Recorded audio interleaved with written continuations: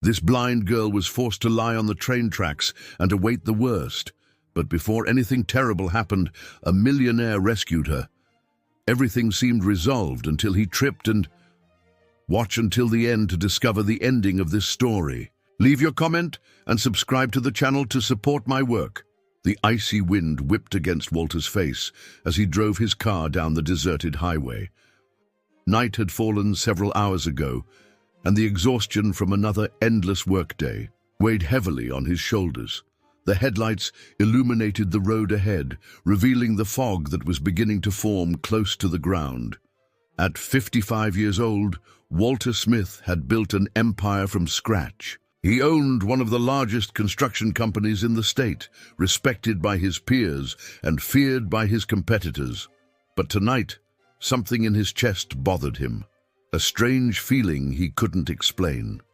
As he approached the old, abandoned train station, the one located a few miles from his mansion, his eyes caught something unusual. A small silhouette lying on the rusty tracks.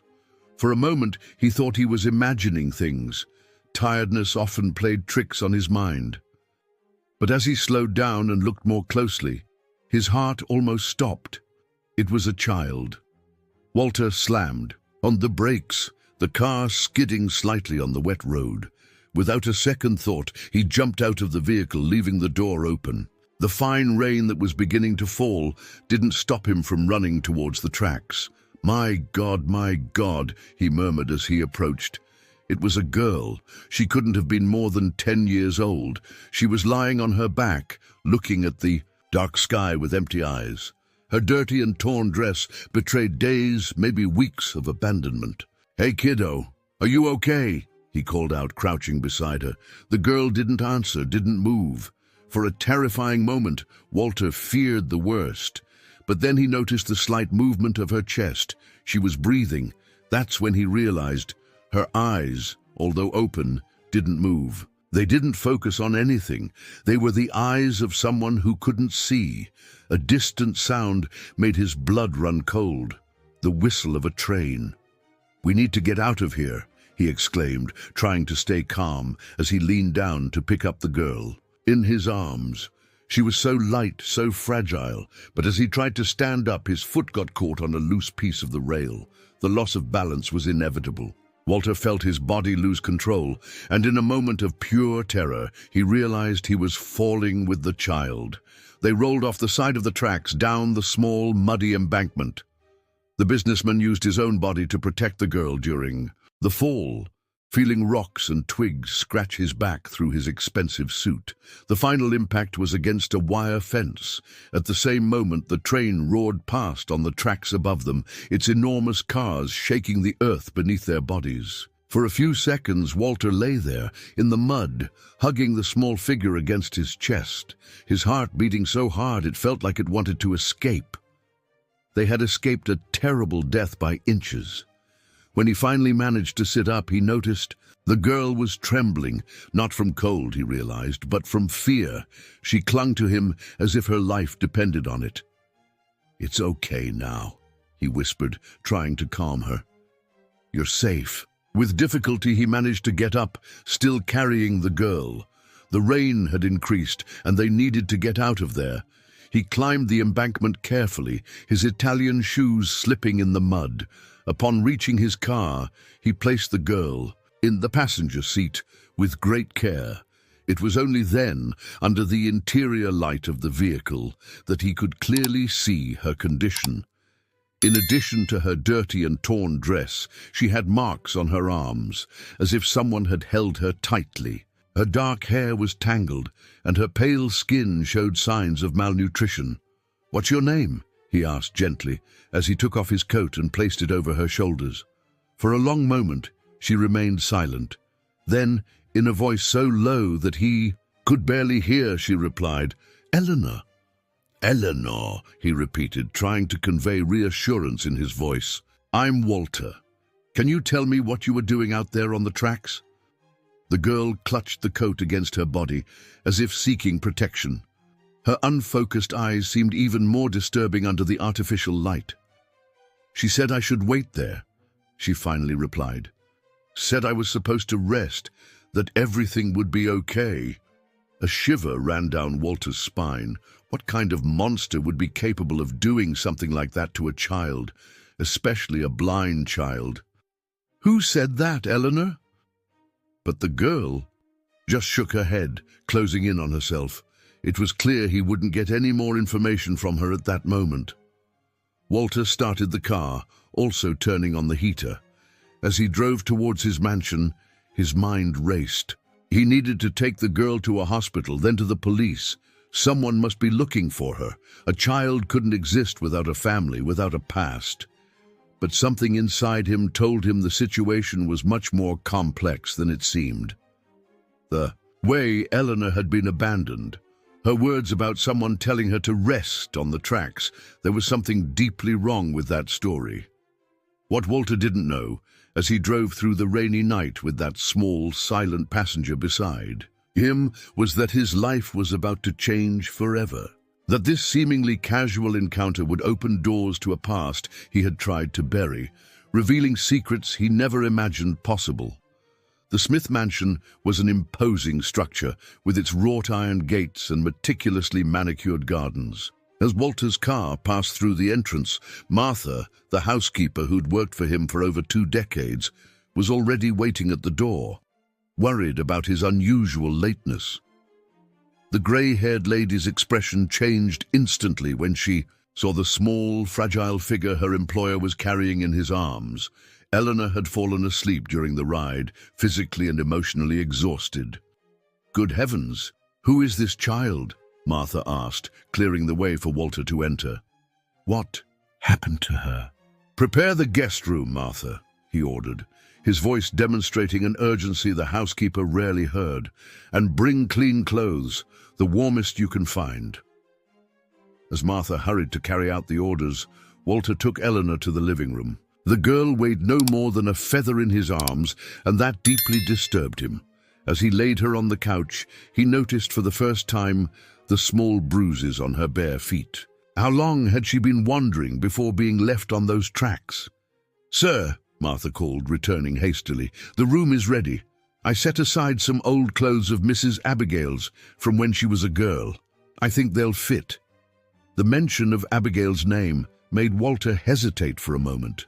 His late wife had always kept her own childhood clothes, dreaming of one day dressing them on a daughter they never had.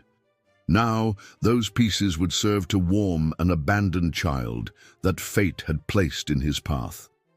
Carefully not to wake her, Walter carried Eleanor to the guest room. Martha had already prepared a warm bath and, with maternal gentleness, helped to clean and dress the girl, who remained in a deep sleep throughout the process. "She's malnourished," Martha commented, her voice choked with concern as she tucked Eleanor into bed. "And these bruises, someone mistreated this child, sir, mistreated her badly." Walter ran his hand through the girl's hair, now also clean and combed. "I found her lying on the train tracks, Martha. Someone left her there, to die." The housekeeper brought her hands to her mouth, horrified. "On the tracks? But what kind of monster—" "We need to find out who she is," Walter interrupted, his voice assuming the determined tone he usually used in important meetings. "Early tomorrow, I'll take her to the hospital, then to the police. Someone must be looking for her." But his words sounded hollow even to his own ears. Something told him that no one was looking for Eleanor. On the contrary, someone had gone to great lengths to get rid of her. The night was long. Walter couldn't sleep, alternating between his office and the room where Eleanor rested. Around 3 in the morning, he was awakened from his thoughts by a sharp scream. He ran to the girl's room, finding her sitting on the bed, trembling and crying. Martha was already there, trying to calm her. "Don't leave me!" Eleanor screamed, her unfocused eyes widened with terror. "Please, don't leave me again." "It's okay, kiddo," Walter approached, sitting on the edge of the bed. "Nobody's going to leave you. It was just a nightmare." Upon hearing his voice, Eleanor reached out her hands looking for him. When she found him, she clung to him desperately. She said she'd be back, said I was just supposed to wait. "Who said that, Eleanor?" he asked softly as he held her. "Who left you on those tracks?" The girl buried her face in his chest, sobbing. "The cold woman. She always said I was a mistake, that I shouldn't exist." Martha and Walter exchanged worried glances. What kind of person would be capable of saying something like that to a child? "Do you know her name?" he insisted gently, "or where you lived before?" Eleanor shook her head. "She never let anyone see me. We were always alone. She said it was better that way." Little by little, between sobs and tremors, the girl calmed down in Walter's arms. When she finally went back to sleep, he remained there, holding her, small, cold hand. "You need to rest, sir," whispered Martha, who hadn't left the room. "Tomorrow will be a long day." But Walter barely heard her. His mind was focused on a detail that deeply troubled him. The way Eleanor clung to him, as if she already knew him, as if there was some old connection between them. The next morning, after a breakfast that Eleanor barely touched, Walter took her to the best hospital in the city. The doctors were shocked by the girl's condition. In addition to malnutrition and bruises, they discovered that her blindness was congenital. She had never seen. But what most impressed the professionals was the total absence of records. No birth certificate, no documents, no previous medical records. It was as if Eleanor had simply appeared out of nowhere. "This is very strange," commented the social worker who was called to the hospital. "A child without any record. It seems someone went to great lengths to keep her hidden." While the doctors did more tests, Walter called his lawyer. He needed help understanding what steps to take. He couldn't simply return Eleanor to the system, not after learning that someone had tried to kill her. It was then that an older nurse, who was watching the girl through the glass of the exam room, made a comment that chilled his blood. "You know, she reminds me of someone," said the lady, frowning. "There's something in the shape of her face, the way—" "She's very similar to your late wife, Mr. Smith." Walter felt the ground slip out from under his feet. That's what had been bothering him from the beginning, the feeling of familiarity he couldn't explain. Eleanor really had traits that resembled Abigail, but that was impossible. Abigail had died 5 years ago and they never had children. The resemblance could only be a coincidence, so why was his heart beating so fast? Why was a voice in his mind screaming that there was something more, much more behind that story? His thoughts were interrupted by a scream coming from the exam room. Eleanor had panicked when a nurse tried to draw blood from her. "No, I don't want any more needles," she screamed, struggling. "She always hurt me with needles." Walter rushed into the room, taking the girl in his arms. "It's okay, kiddo. No one will hurt you here." As he calmed her, a certainty formed in his heart. It didn't matter who Eleanor was or where she had come from. He would protect her. He wouldn't allow anyone else to hurt her. What Walter didn't know was that this decision would lead him to face truths that would forever change his life. Truths that were closer to him than he could imagine. A week had passed since Walter found Eleanor on the train tracks. The Smith mansion, once silent and cold, now seemed to have gained new life with the girl's presence. Martha had become a true surrogate grandmother, always attentive to the little one's needs, while Walter juggled between the company and caring for his ward. On that Sunday morning, as he watched Eleanor have breakfast in the mansion's large kitchen, Walter couldn't help but notice how different she already looked. Her cheeks were beginning to gain color, and although she was still very thin, she no longer seemed as fragile as she had on the night he found her. "You need to see how well she's adapting," Martha commented, serving another cup of coffee to Walter. "Just yesterday, she managed to find her way from the room to here on her own. It's impressive how quickly she maps out spaces." Walter smiled, watching how Eleanor explored the table with her fingertips, finding each item with precision. It was true, the girl had a sharp intelligence and a remarkable ability to adapt. But there were times when her dark past came back to haunt her, like the night before, when a particularly loud thunderclap made her hide under the bed, trembling and murmuring disjointed words about a woman who locked her in the dark, or when the sound of a syringe falling on the bathroom floor made her panic, reliving memories of some trauma involving needles. "Mr. Smith," Martha called, interrupting his thoughts. "Dr. Edwards is on the phone, says it's urgent." Walter frowned. His lawyer didn't usually call on Sundays unless it was something really important. He got up and went to his office, closing the door behind him. "Edwards, what's wrong?" The voice on the other end of the line was tense. "Walter, we have a problem. I've been investigating the girl's case, as you asked. I didn't find any official record of her, as we already knew. But I discovered something strange in the records of the hospital where your wife received treatment." Walter sat down in his chair, a bad feeling growing in his chest. "What kind of thing?" "Some records have been altered, dates erased, documents removed. And there are a number of suspicious payments made by your sister-in-law, Michelle, to a private clinic at the time." "Michelle?" Walter hadn't heard from Abigail's sister for years. After his wife's death, she simply disappeared, cutting off all contact with the family. "What does she have to do with this?" "I don't know yet," Edwards replied, "but there's more. I managed to locate a nurse who worked at the clinic. She remembers Michelle, said she always showed up accompanied by a small child, a blind girl." Walter's blood ran cold. "Impossible."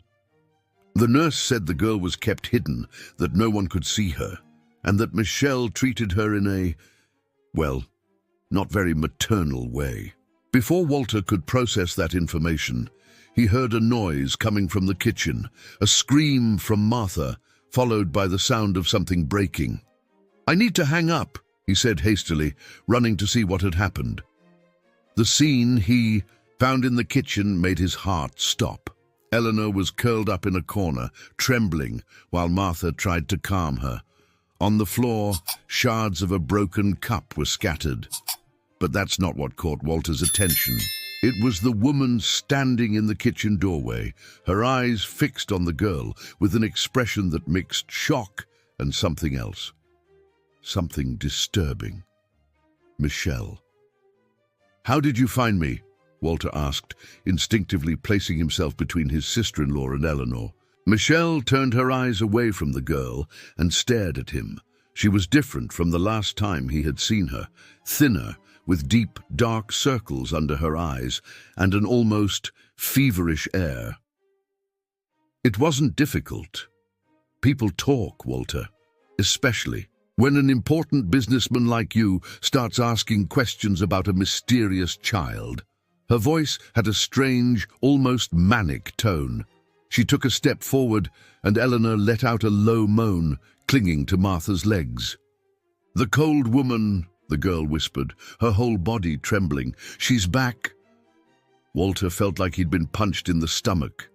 Eleanor's words, the reaction to hearing Michelle's voice, the altered documents at the hospital, everything was starting to make a terrible sense. "It was you," he said, his voice trembling with contained anger.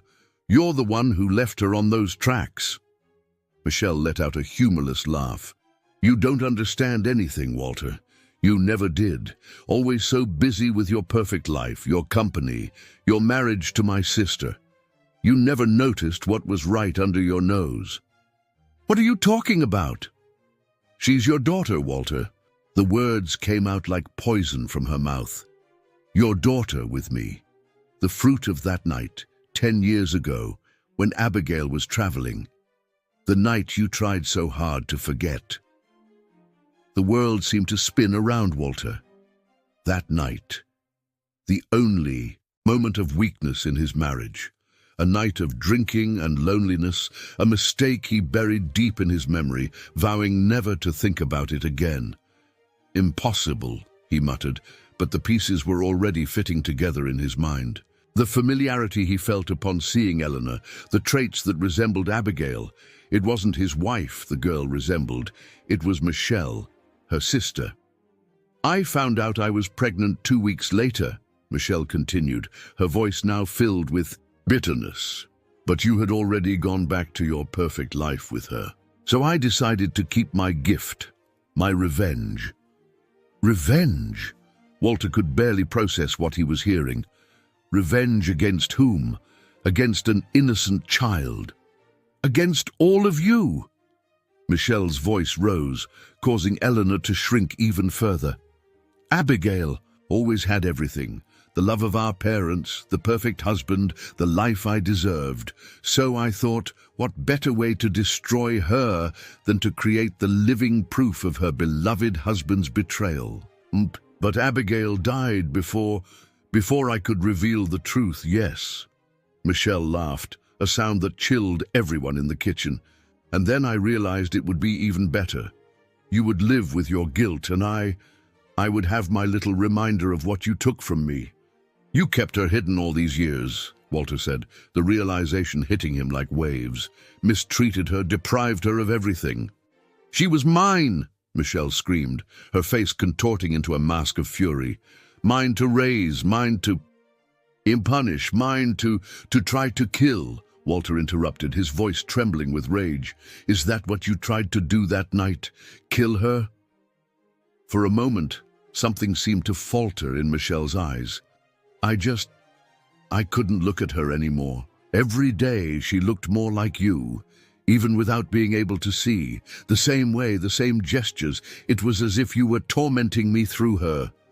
Martha, who had remained silent until then, was hugging Eleanor protectively. The girl was trembling, but her face was turned in the direction of Michelle's voice, as if she finally understood the full extent of her suffering. "You're leaving now," Walter said, his voice taking on a tone that brooked no argument, "and you're never going to get near her again. She's my daughter, and I will protect her with my life, if necessary." Michelle took a step forward, her eyes gleaming with a dangerous light. "You think it's going to be that easy? That you can just take her from me? I'm still her mother. I can make your life a living hell, Walter. I can destroy everything you've built with a single word." "Try it," he replied without moving. "But remember, now I know the truth, and I will fight for her with everything I have." The confrontation between the two was interrupted by a small, trembling voice. "I don't want to go back with you." Everyone turned to Eleanor, surprised. The girl had freed herself from Martha's arms and was standing, her unfocused eyes pointed in Michelle's direction. "You were never my mother," she continued, her voice gaining strength. "Mothers don't hurt their children. Mothers don't abandon them to die." Michelle recoiled as if she had been slapped. For a moment, her mask of coldness fell, revealing something close to remorse. But soon her eyes hardened again. "This isn't over," she said, turning to leave. "You'll see me again." When the front door slammed shut, Walter finally let his legs give way, falling to his knees on the kitchen floor. Eleanor immediately walked towards him, her small hands finding his face. "Are you my real dad?" she asked, her fingers tracing his features as if she wanted to memorize them. "Yes, kiddo," he replied, the tears finally escaping from his eyes. "And I promise I will never let anyone hurt you again." But as he hugged his newfound daughter, Walter knew that the battle was just beginning. Michelle wouldn't give up easily, and he needed to be prepared for what was to come. The days following Michelle's visit were a mixture of joy and apprehension at the Smith mansion. Walter could barely sleep, torn between the happiness of having discovered his daughter and the constant fear of what his sister-in-law might do. He had hired extra security and installed cameras throughout the property, but he knew it wasn't enough. Michelle was too clever, too determined. Eleanor, on the other hand, seemed to blossom a little more each day. Now that the truth had been revealed, it was as if a weight had been lifted from her small shoulders. She began to smile more, to explore the house with more confidence, and even her nightly panic attacks had decreased. On a particularly pleasant afternoon, As Walter watched his daughter in the garden with Martha, he heard the sound of a car approaching. His heart sped up instinctively, but soon relaxed as he recognized his lawyer, Edwards, getting out of the vehicle. "We need to talk," Edwards said as soon as he entered, his face filled with concern. "In private." In the office, away from Eleanor's ears, Edwards unloaded the news he had discovered. "Michelle has filed for custody. She's claiming that you coerced her 10 years ago, that you abused your position as her brother-in-law to have a relationship with her." Walter felt his blood boil. "That's absurd. She practically confessed that she tried to kill her own daughter." "Without witnesses," Edwards reminded him. "It's your word against hers. And she has a well-constructed story. The vulnerable young sister-in-law, the powerful businessman who seduced her and then abandoned her pregnant. But what about the altered medical records and the nurse you found?" Edward sighed, running his hand through his graying hair. "The nurse disappeared, and the records... Well, Michelle worked in the administrative department of that hospital for years. She has contacts in there. It will be difficult to prove any wrongdoing." Walter sank into his chair, feeling the weight of the world on his shoulders. "What can we do? For now, I'm going to file for temporary custody for you. We'll argue that Eleanor is adapted here, that she's receiving the necessary care. The fact that she is blind and needs specialized treatment may work in our favor." A scream from the garden interrupted the conversation. Walter ran to the window, his heart almost stopping as he saw Martha alone, looking frantically around. "Eleanor," the housekeeper shouted, "where are you, girl?"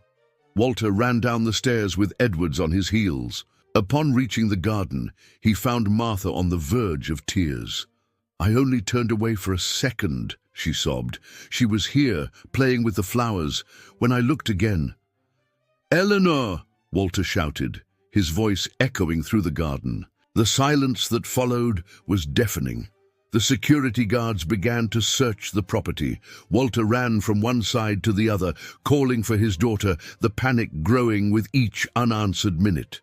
It was then that he heard a soft sound, coming from behind a large hydrangea bush. "Daddy?"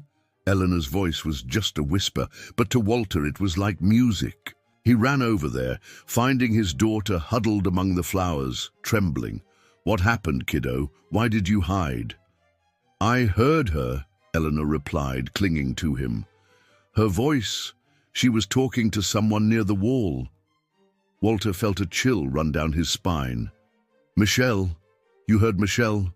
Eleanor nodded, burying her face in her father's chest. "She said she was going to take me back, that she was going to make me pay for choosing you." The security guards immediately checked the perimeter of the property, but found no one. Still, Walter knew it hadn't been Eleanor's imagination. Michelle was nearby, watching, waiting for the right moment to strike. That night, after putting Eleanor to sleep, with 2 security guards posted at her door, Walter received a call that would change everything. It was Daisy, a former maid who had worked for the family for years. "Mr. Smith," her voice was nervous. "I'm sorry to call so late, but I saw in the newspaper about the girl, about Eleanor. There's something you need to know." Walter sat down in his armchair, holding the phone tightly. "What is it, Daisy?" "It's about Mrs. Michelle. I saw things, sir. Terrible things. Back when I worked for her, after Mrs. Abigail. You passed away." Daisy's voice trembled. "She kept the girl locked up. I heard her screams at night, the cries. Once I entered the room by accident. There were needle marks on her arms, sir. Mrs. Michelle said they were vitamins, but—" "Walter, could barely breathe. Why didn't you ever say anything? She threatened me, said she would destroy my family if I said anything. I have 2 small children, sir. But now, seeing all this in the newspaper, I can't stay silent anymore. That woman is dangerous." "Daisy," Walter leaned forward, his heart beating fast. "Would you testify? Would you tell all this to a judge?" There was a moment of silence on the other end of the line. Then, with a strength that surprised Walter, Daisy replied, "Yes, sir. For the girl, I'll speak. I've kept this secret for too long."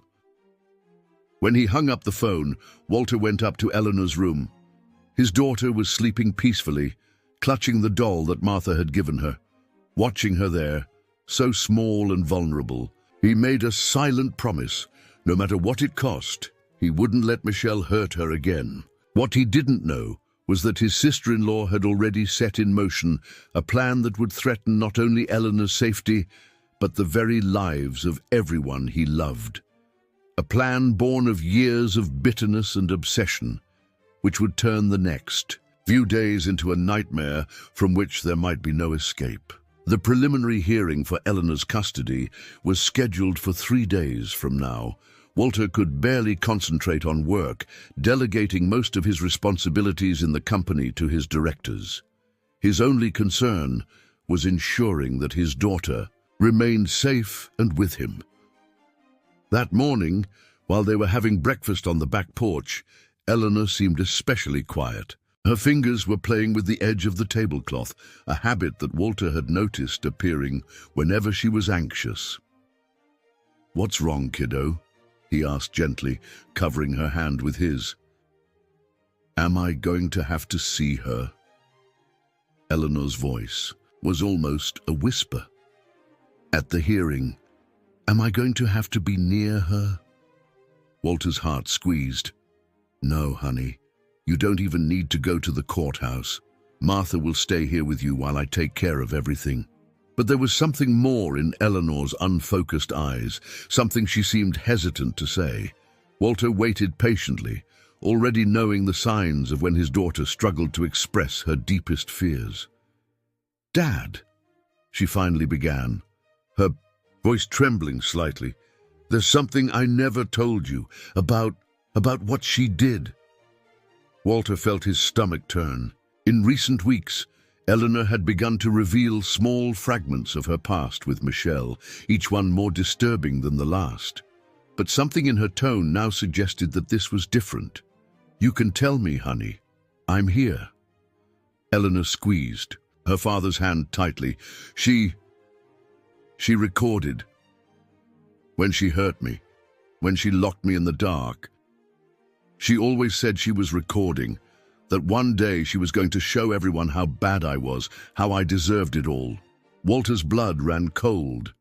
"She recorded in video?" "I think so," Eleanor replied, tears beginning to stream down her face. "I heard the sound of the camera turning on, and she talked a lot. Said it was to prove that she had tried to educate me, that she had done everything right, but that I was a mistake that couldn't be fixed." Walter stood up abruptly, his breakfast forgotten. He needed to call Edwards immediately. If Michelle really had those recordings— "Son of a gun!" Martha's voice came from the kitchen, interrupting his thoughts. The housekeeper rarely swore, which made Walter rush to see what had happened. Martha was standing by the back door, holding a brown envelope. Her face was pale. "I found this on the doorstep," she said, extending the envelope to Walter. "Someone must have thrown it over the wall." Inside the envelope was a thumb drive and a handwritten note. "Do you really want everyone to see this? Drop the custody case by tomorrow, or these recordings leak to the press. Let's see who will trust you to raise a child after watching years of documented neglect." Walter's hands trembled as he read. The threat was clear. Michelle planned to use the very evidence of her cruelty as a weapon, twisting the story to make it seem like Eleanor needed to be controlled. That viper," murmured Martha, who had read the note over his shoulder. "How can she do this to her own daughter?" Walter was already dialing Edward's number when another envelope was thrown over the wall. This one contained only a photo. Eleanor, much smaller and thinner, huddled in a dark corner, visible marks on her arms. "Call the security guards," he ordered Martha. "She must be nearby." But when the men checked the perimeter, they found no one. Michelle was like a shadow, appearing and disappearing at will, leaving only the terror of her presence behind. Edwards arrived at the mansion in record time. After examining the thumb drive on his laptop, the images were exactly what Eleanor had described, and much worse. The lawyer seemed more determined than ever. "This is perfect," he said to Walter's surprise. "Perfect. She's threatening to expose my daughter." "No, you don't understand." Edward smiled for the first time in days. "She just handed us the evidence we needed. These recordings don't show a mother trying to control a difficult child. They show years of systematic abuse. No judge in the world would give custody to someone capable of this." "But she's going to release everything. Let her release it. Public opinion will be on our side. And more importantly, this is evidence of a crime. We can ask not only for definitive custody, but for her arrest." Walter ran his hand over his face, exhausted. "I don't know, Edwards. I don't want to expose Eleanor to more trauma." "Dad?" Eleanor's voice came from the office door. She was standing there holding Martha's hand. "I want everyone to know. I want them to see what she did. That way she'll never be able to hurt another child." The strength in his daughter's voice surprised Walter. That scared girl he found on the train tracks was transforming into a little warrior. "Are you sure, honey?" Eleanor nodded. "She always told me that no one would believe me. Now everyone will see the truth." Edwards immediately began preparing the legal strategy. The recordings would be presented first to the judge, confidentially. If Michelle fulfilled her threat and leaked the material before that, it would only prove her own cruelty. But there was something that still bothered Walter. Something in the timing of it all. Why would Michelle hand over evidence against herself just now? The answer came that night, in the most terrible way possible. Walter was in his office reviewing documents with Edwards when he heard the scream, a scream that chilled his blood. In his veins. "Help! She took the girl!" It was Martha's voice. The chaos that followed seemed to happen in slow motion. Walter ran to Eleanor's room, finding the window open, the security guards lying in the garden, apparently drugged with some kind of spray. Martha sobbed, pointing to a car driving away at high speed. She had a copy of the key. Must have. Made it when she still worked here. I only left for a minute. But Walter barely heard her. His whole world had been reduced to one thing. His daughter had been taken.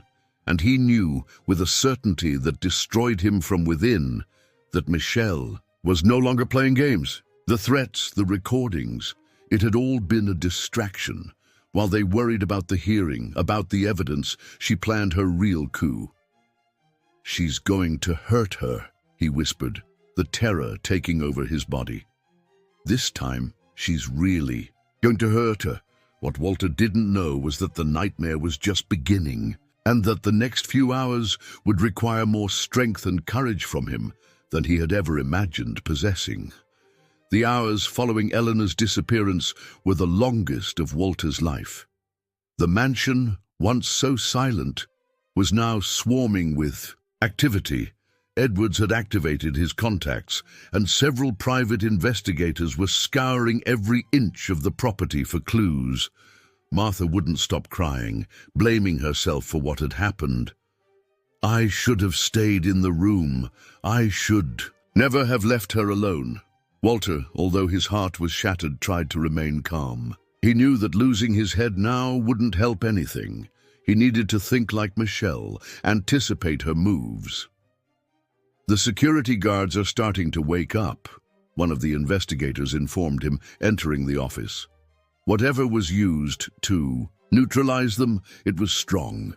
Walter ran his hands over his tired face. It made sense. Michelle had worked in hospitals. She had access to medications.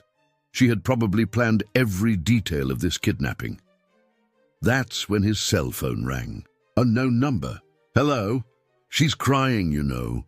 Michelle's voice sounded almost casual, as if she were commenting on the weather. "Calling for you. Daddy, Daddy." It's pathetic, really. Michelle, for God's sake. Walter tried to control the tremor in his voice. She's just a child. Our daughter. Our daughter? Michelle's laughter was sharp as broken glass. She was never our daughter, Walter. She was mine. Mine to raise, mine to shape. You didn't have that right. You didn't have the right to make her hate me. No one made her hate you, Michelle. Your own actions. Shut up. Michelle's scream was so loud that Walter had to pull the phone away from his ear. You don't know anything. You don't know what. It was like all those years, watching her grow, each day looking more like you. The same smile, the same gestures. It was like having you torture me every day. In the background, Walter could hear muffled sobs. Eleanor. Where are you? He asked, signaling to Edwards, who was already working to track the call. Let me come get her. We can talk. Resolve this. Resolve? Michelle's voice took on an almost dreamy tone. Yes, I'm going to resolve it. I'm going to resolve everything. Do you know where we are now, Walter? In the same place where you found her. Poetic, don't you think? The circle closing. Walter's blood ran cold. The abandoned station. The tracks. Michelle, no. The train passes here in 40 minutes, she continued, as if she hadn't heard him. This time there won't be anyone to save her. This time I'm going to stay and watch. Please, Walter was practically begging now. Do what you want with me, but leave her alone. Peace? Michelle laughed again, that terrible laughter that contained no joy. Peace is all I want, Walter. And soon, very soon I'll have it. The three of us will have it. The call dropped. Did you track it? Walter asked, turning to Edwards. The lawyer nodded. It's in the station area, like she said, but the area is large. It doesn't matter. Walter was already grabbing his keys. I'm going there now. Wait! Edwards grabbed his arm. We need to call for backup. She's clearly distraught. But Walter pulled away. There's no time. You heard 40 minutes. The freight train passes there every night at the same time. If we don't get there before... He couldn't finish the sentence. The thought was too unbearable. Then I'm going with you, Edward said, grabbing his own coat. Martha, continue, coordinating the search from here. If we have news... Go now, interrupted the housekeeper, tears still streaming down her face. Save our girl. The trip to the abandoned station was a blur of lights and tension. Walter drove like a man possessed, ignoring speed limits and red lights. In his mind, he saw only his daughter's face, felt her weight in his arms that first night, heard her laughter that had only recently begun to echo through the mansion. I can't lose her, he murmured, more to himself than to Edwards.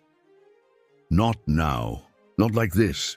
When they arrived at the station, the place was shrouded in shadows. The moon, almost full in the sky, cast a pale light on the rusty tracks and the abandoned platforms. Eleanor! Walter shouted, his voice echoing in the silence of the night. Michelle! Nothing. We need to split up, Edward said.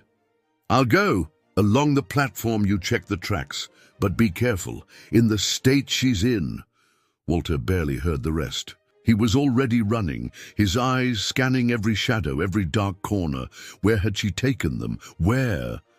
That's when he heard it. Weak, distant, but unmistakable, the crying of a child. It was coming from inside the old station. Walter ran towards it, his heart beating so hard it felt like it wanted to escape his chest. The door was ajar, creaking softly in the night breeze. Inside, the darkness was almost total. He took out his cell phone, using it as a flashlight, and began to advance through the abandoned corridors. The crying grew louder. It was coming from upstairs. Eleanor, he called, climbing the stairs carefully. The old wooden steps creaked under his feet. Daddy! His daughter's voice sounded so small, so scared. I'm coming, honey, keep talking. She's here. She won't let me move. Walter reached the top of the stairs and pointed the cell phone light in the direction of the voice. The scene he found made his heart stop. Michelle was sitting on the floor, holding Eleanor in her lap. The girl had her wrists tied and tears streamed down her face. But it was Michelle's expression that most frightened Walter. She was smiling, cradling Eleanor as if she were a baby, humming softly. "Isn't it beautiful?" she asked, raising her eyes to Walter. "The three of us, together again, like a family." "Michelle," Walter took a step forward, trying to keep his voice calm. "It's okay, we can resolve this." "Resolve?" She squeezed Eleanor tighter, making the girl let out a moan of pain. "There's nothing to resolve, Walter. It's all resolved. In a few minutes the train will pass, and the three of us will finally be at peace." "It doesn't have to be this way." "It does!" Michelle's scream made Eleanor flinch. "Don't you understand? She'll never be just mine now. You ruined everything. You contaminated her with your love, with your kindness, just like you did with Abigail." She stood up abruptly, dragging Eleanor with her. The girl stumbled, unable to balance with her, hands tied. "But it doesn't matter," Michelle continued, backing towards the broken window that overlooked the tracks. "I can fix this. I can fix everything." That's when the first whistle sounded in the distance. The train was coming. "Michelle, please." "You know what's funny?" She laughed, but there were tears in her eyes now.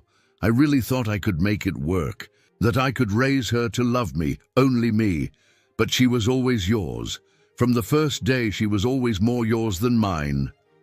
Another whistle, closer. Walter could see the train headlights approaching on the curve. "So now," Michelle continued, "we're all going to be together. Forever." She took another step back, and Walter saw with horror that she was dangerously close to the broken window. The wind whipped through her hair, and her eyes had a feverish gleam. "Mommy!" Eleanor's voice cut through the air like a knife. It was the first time she had called Michelle that. "I know you love me. In your own way, I know you do." Michelle stopped, looking at her daughter with an expression of surprise. "But this isn't love," Eleanor continued, her voice small but firm. "Love doesn't hurt. Love doesn't imprison. Love is like how Daddy treats me. It's freedom. It's safety." "No." Michelle shook her head, but Walter could see that Eleanor's words had hit her. "You don't understand." "Yes, I do. I understand that you're sick, Mommy, that you need help. Please, let us help you." The train was getting closer and closer. Its roar filled the night air, making the ground tremble. It was at that moment that Edwards appeared at the top of the stairs, breathless. Michelle, startled by the sudden noise, turned around, and Eleanor acted. With a strength that no one would expect from such a small child, she pushed Michelle away from the window, falling with her to the dusty floor of the station. Walter ran forward, scooping his daughter into his arms, while Edwards grabbed Michelle, preventing her from getting up. The train roared past on the tracks, its displacement of air making the broken windows tremble, but they were safe. They were all safe. Michelle didn't resist as Edwards immobilized her. She seemed to have lost all her energy, all her fury. She just cried, a deep, broken cry that seemed to come from her own soul. "I'm sorry," she sobbed, looking at Eleanor. "I'm sorry. I'm sorry." Walter hugged his daughter tightly, untying the knots that bound her wrists. "It's over, kiddo, it's over." "I know, Dad," Eleanor replied, nestling in his arms. "I always knew you were going to find me." As they waited for the police to arrive, Walter realized that his daughter was right. It was over. But it was also beginning a new phase, one where Eleanor could finally be just a child, without fear, without pain. And as for Michelle, well, she would finally receive the help she had always needed, but never knew how to ask for. The sound of sirens in the distance was like a lullaby to that nightmare that was finally coming to an end. The days following. The incident at the station were a whirlwind of emotions and changes in the lives of Walter and Eleanor. Michelle was admitted to a psychiatric clinic where doctors diagnosed a severe case of mental disorders that had been neglected for years. The full story of the abuse that Eleanor suffered came to light, each revelation more painful than the last. At the Smith mansion, the healing process was slow and delicate. Eleanor still woke up screaming some nights, but now allowed Walter to comfort her, to hug her, until the nightmares passed. Martha had become even more protective, if that was possible, always attentive to any sign of discomfort from the girl. On a particularly difficult afternoon, after an especially intense session with the child psychologist, Walter found his daughter sitting in the garden, her delicate fingers touching the petals of the flowers that Martha had planted especially for her. "What are you thinking about, kiddo?" he asked, sitting down next to her on the wooden bench. Eleanor was silent for a moment, her face turned towards the afternoon sun. "I'm thinking about her," she finally replied. "About Mom, about Michelle." Walter felt his heart squeeze. Since the night at the station, Eleanor rarely spoke about Michelle. The therapists had said it was normal, that she needed to process everything in her own time. "Doctor Green said that she's sick," Eleanor continued, her voice small but firm, "that she needs help to get better." "Yes, that's true," Walter replied, choosing his words carefully. "Sometimes people get sick not just in their bodies, but also here." He gently touched his daughter's temple, "and that illness makes them hurt the people they love, even without wanting to." "Like when I had a high fever that time?" Eleanor asked. "When I got confused and spilled the juice on Martha?" Walter couldn't help but smile at the simplicity of the comparison. "More or less that, yes. Only Michelle's illness is more complicated, and it will take longer to heal." Eleanor nodded, thoughtful. "You know, Dad, sometimes when she wasn't angry, she was different. Sometimes she hugged me and cried, apologized. But then it was like another person came back, someone who hated me." Eleanor's words hit Walter like a punch in the stomach. It was the first time she had spoken so openly about her time with Michelle.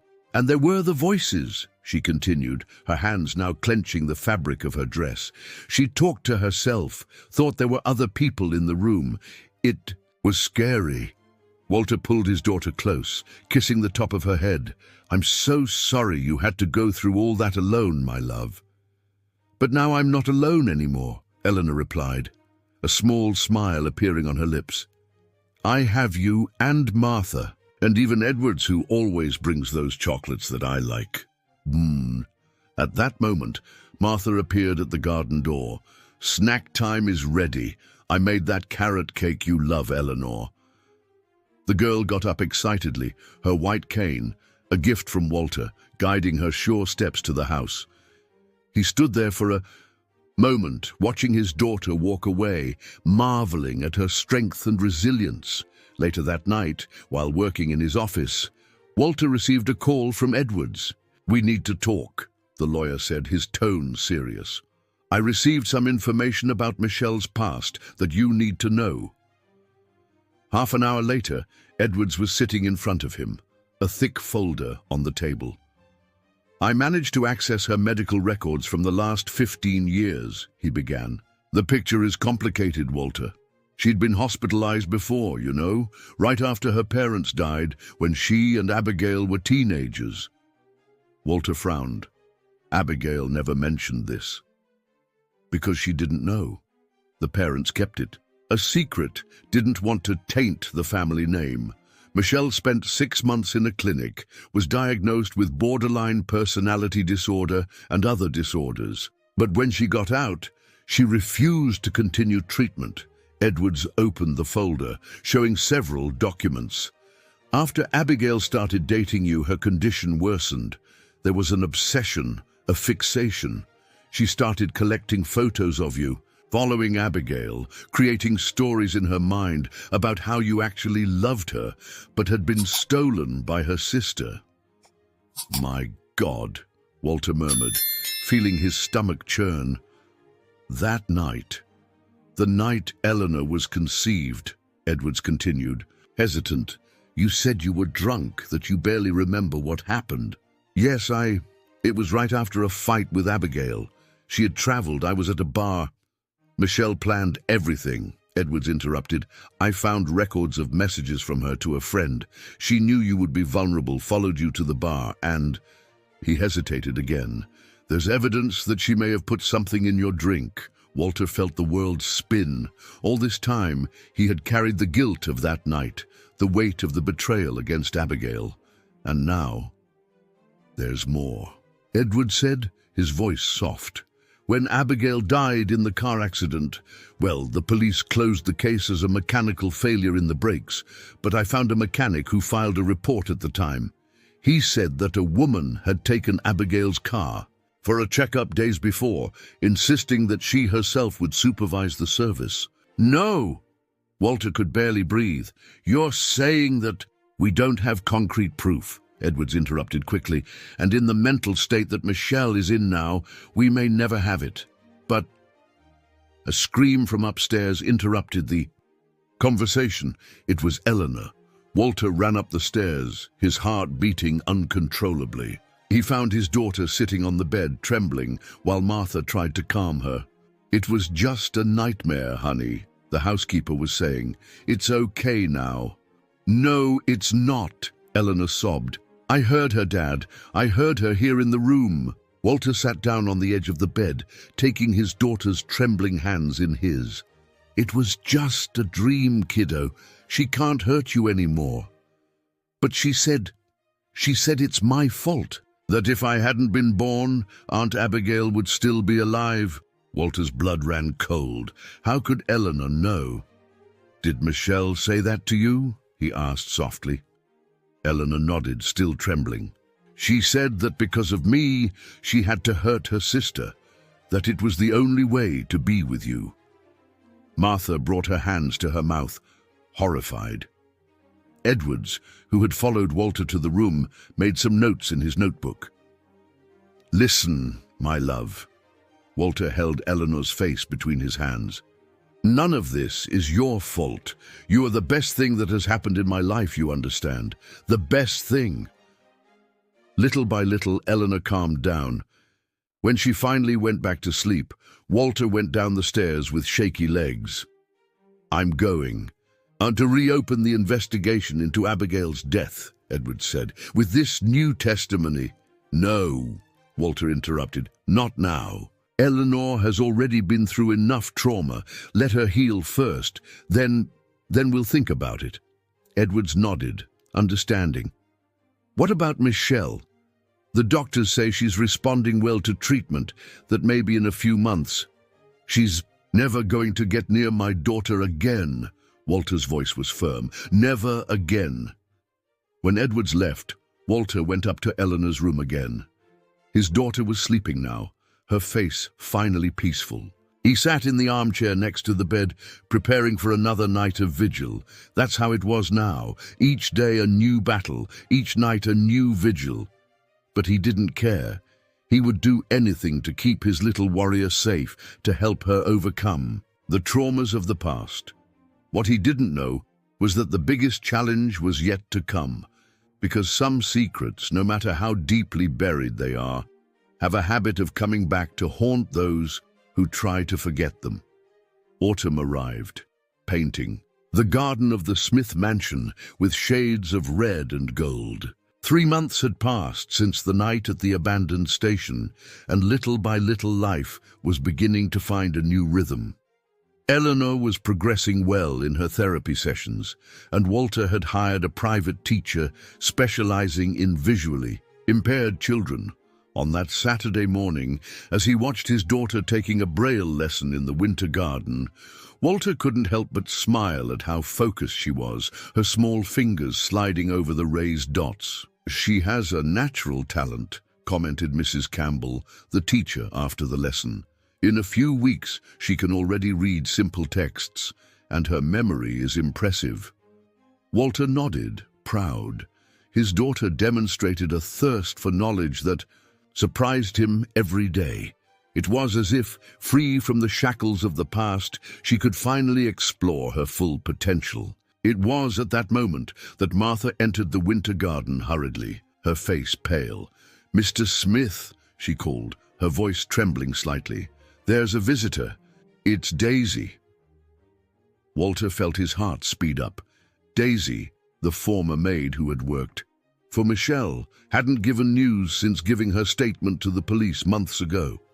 "Dad," Eleanor noticed the change in the atmosphere. "Is everything okay?"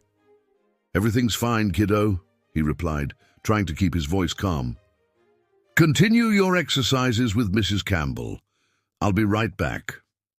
In the living room, Daisy was sitting rigidly on the edge of the sofa. She seemed even thinner than Walter remembered, and there was an evident nervousness in her demeanor. "Sorry. To show up like this, without warning," she began, twisting a handkerchief in her hands. "But something happened. Something you need to know." Walter sat down in front of her, noticing how her hands were shaking. "What is it, Daisy?" "I received a letter," she said, taking a crumpled envelope from her bag. "From Mrs. Michelle, from the clinic." Walter's blood ran cold. Michelle's letters were supposed to go through medical evaluation before being sent. How had she managed? "At first it seemed normal," Daisy continued, opening the envelope with trembling fingers. "She asked for forgiveness, said she was getting treatment, that she wanted to make things right. But then..." She extended the letter to Walter. Michelle's handwriting, normally so precise, was irregular, almost feverish. The text started really as Daisy had said, with requests for forgiveness and promises of change. But on the last page, everything changed. "They think they can keep me here forever," the letter said. "They think their medicines and their therapies will make me forget. But I know the truth, Daisy. I know what really happened that night. And soon, very soon, everyone will know too." Walter felt a chill run down his spine. "What night? What is she talking about?" Daisy lowered her eyes, her hands squeezing the handkerchief even tighter. The night Mrs. Abigail died. The silence that followed was heavy, charged with tension. "I never told this to anyone," Daisy continued, her voice almost a whisper. "I was so scared. Mrs. Michelle said she would destroy my family if I said anything. But now I can't keep it in anymore." "What do you know, Daisy?" Walter's voice was urgent, almost desperate. "That night I was cleaning Mrs. Michelle's house.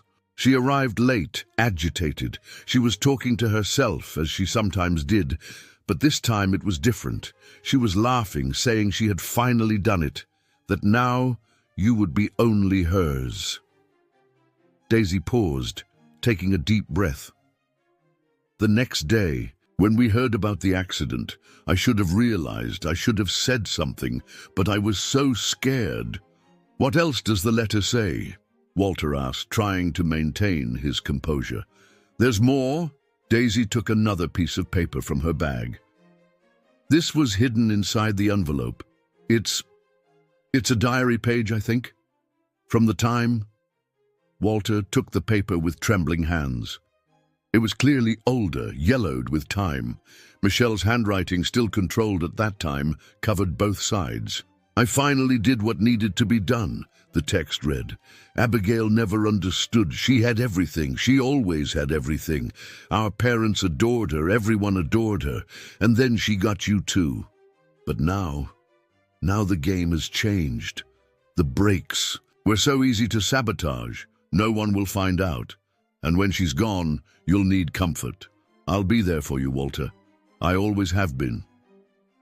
The paper slipped from Walter's hands, floating to the floor like a dead leaf. All this time he had believed that Abigail's death had been a terrible accident. "Why would she send this to you now?" he asked, his voice hoarse. I think she wants the truth to come out," Daisy replied. "In the last pages of the letter, she says she has nothing left to lose, that if she can't have you and Eleanor, then she'll make sure you lose everything too. As if invoked by the mention of her name, Eleanor's voice sounded from the winter garden door. "Dad? Is everything okay? You're taking a long time." "I'm coming, kiddo," he replied, trying to control the tremor in his voice. Daisy stood up. Hastily, "I need to go, but be careful, Mr. Smith. Mrs. Michelle, she's not well. The doctors may think so, but this letter, there's something wrong. Very wrong." That's it. After Daisy left, Walter remained sitting in the room for a long time, the pieces of paper in his lap weighing like lead. What should he do with that information? Telling the police would mean reopening old wounds, exposing Eleanor to more trauma. But keeping that secret? "Sir?" Martha's voice brought him back to reality. "Edwards is on the phone. Says it's urgent." Walter picked up the phone with a sense of déjà vu. Lately, all urgent calls from Edwards brought bad news. "Walter," the lawyer's voice was tense. "I just received a notification from the clinic. Michelle, she escaped." The world seemed to stop for a moment. "How do you mean escaped? When?" "This morning. Apparently, she had been planning it for weeks. She managed to copy a key, studied the nurses' shifts." "My God," Walter stood up abruptly. "Eleanor, I've already alerted security," Edwards interrupted. "I'm sending more men to the mansion right now. But Walter, there's one more thing." "What?" "Before escaping, she left a letter for the director of the clinic. In it, she confesses everything. The abuse of Eleanor, the manipulation, and Abigail's death." Walter closed his eyes, feeling the weight of the world on his shoulders. "She's trying to destroy everything, isn't she? She wants everyone to know." "Yes," Edwards replied gravely. "And knowing Michelle, this is just the beginning." At that moment, a noise coming from the garden caught his attention. The sound of glass breaking, followed by a scream from Martha. "I need to go," he said hastily, hanging up the phone. He ran to the garden, his heart almost stopping as he saw the scene. One of the large glass windows was broken, and on the floor, among the shards, was a stone with a paper tied to it. Martha, who had pulled Eleanor away from the broken glass, was trembling visibly. It appeared out of nowhere. Someone threw it over the wall. Walter picked up the stone with trembling hands, unfurling the paper. The message was short, written in a handwriting he knew all too well. "Now everyone will know the truth, and this time you won't be able to stop me." The sound of footsteps on the gravel outside the wall made everyone freeze. Someone was there, watching, waiting. The nightmare was just beginning. The news of Michelle's escape spread quickly. In a matter of hours, the Smith mansion had transformed into a fortress. Security guards patrolled the perimeter, extra cameras were installed, and Walter had temporarily transferred his office home, refusing to leave Eleanor alone for even a minute. The girl, sensing the tension in the air, was quieter than usual. Her fingers, which normally ran nimbly over the braille pages, now hesitated, trembled. She jumped at every sudden noise, every door that closed. "Dad!" she called one afternoon, while they were sitting in the library. "She's coming back, isn't she?" Walter put the laptop aside, turning all his attention to his daughter. "I'm not going to let her get near you, kiddo. Never again." "That's not it," Eleanor bit her lip, hesitant. "It's just, there are things she knows. Things she told me when she was angry, about Aunt Abigail, about you." Walter's heart squeezed. "What kind of things?" She said she had done something terrible, that Aunt Abigail needed to be punished for stealing you from her. I didn't understand it right at the time. I was too young, but now. Walter knelt in front of the armchair where Eleanor was sitting, taking her small hands between his. "Listen, my love. Your Aunt Abigail was a wonderful person. She would have loved you so much. Michelle was sick. She still is. The things she said, "that she did." "I know," Eleanor interrupted softly. "Dr. Green explained to me about her illness, that sometimes it makes people see things in a different, distorted way." At that moment, Martha entered the library hurriedly. "Mr. Smith, there's a young woman here, says she worked with Mrs. Michelle at the clinic." Walter stood up immediately. "Stay with Eleanor," he said to Martha before leaving. In the living room, a young woman in a hospital uniform was waiting, visibly nervous. "Sorry to come like this," she began. "I'm Mary Ann. I was a nursing assistant in the ward where Mrs. Michelle was admitted." "Please sit down," Walter offered, noting how she was trembling. "What happened?" I should have realized it sooner." Mary Ann wrung her hands in her lap. She had been acting differently in recent weeks, more calm, more cooperative. "We thought it was progress, that the treatment was working, but she was planning her escape," Walter completed. "Not only that," Mary Ann lowered her voice, "she spent weeks writing letters, manifestos, confessions. She distributed everything before escaping, sent them to newspapers, police stations, even to a television program." Walter's blood ran cold. "What exactly did she write?" "Everything. About her sister's death, about how she hid the girl's existence all these years. But there's more. She left something for me, too." Mary Ann took an envelope from her bag. "She said it was insurance, in case something happened to her. That I should give it to you if she didn't return in 24 hours.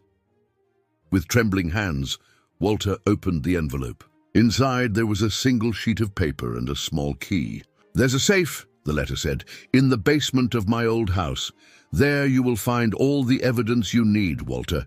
Evidence that I'm not the only villain in this story. Abigail also had her secrets. And now, finally, you will know your beloved wife for real." "Did she leave anything else?" Walter asked, his voice hoarse. Mary Ann hesitated. "Before escaping, she said something strange. She said that when it's all over, he'll understand that I always did the best for our family." And then she laughed in a way that gave me chills. At that moment, Walter's phone rang. It was Edward's. "We need to talk," the lawyer said without preamble. "Her confessions, they've already started leaking to the press. It's turning into a circus." "How much time do we have?"